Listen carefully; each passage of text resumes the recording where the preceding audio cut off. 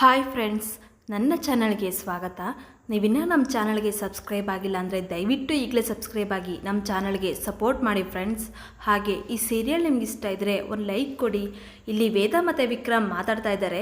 ಬೇತಾಳ, ನೀನು ಕುಡ್ದಾಗ ತುಂಬ ಆನೆಸ್ಟಾಗಿ ಮಾತಾಡ್ತೀಯ ಕಣೆ ಅಂತ ಹೇಳಿದಾಗ ವೇದ, ನಾನು ಕುಡಿದ್ರೂ ಅಷ್ಟೇ ಕುಡಿಲಿಲ್ಲ ಅಂದರೂ ಅಷ್ಟೇ ಯಾವಾಗಲೂ ಆನೆಸ್ಟಾಗೆ ಮಾತಾಡೋದು, ಆದರೆ ನಿನಗೇನೆ ಆನೆಸ್ಟ್ ಅನ್ನೋ ಪದದ ಅರ್ಥ ಗೊತ್ತಿಲ್ಲ ಅಂತ ಹೇಳಿದಾಗ ವಿಕ್ರಮ್, ಓ ನನ್ನ ಆನೆಸ್ಟ್ ಬಗ್ಗೆನೇ ಮಾತಾಡ್ತೀಯ ನೀನು? ಆಗ ವೇದ, ಓ ಆನೆಸ್ಟ್ ಆಗಿದ್ದು ಎಷ್ಟು ಸಲ ನಾನು ಮಾತು ಉಳಿಸ್ಕೊಂಡಿದ್ದೆ ನೀನು? ಆಗ ವಿಕ್ರಮ್, ನಿನ್ನ ಮಾತು ಮೀರಿ ಏನೋ ಇಷ್ಟನೇ ಇಲ್ಲ. ಆಗ ವೇದ, ಬದಲಾಗಿದ್ದೀನಿ ಅಂತ ಎಷ್ಟು ಸಲ ಮಚ್ಚಿಡ್ದೀಯ ನೀನು?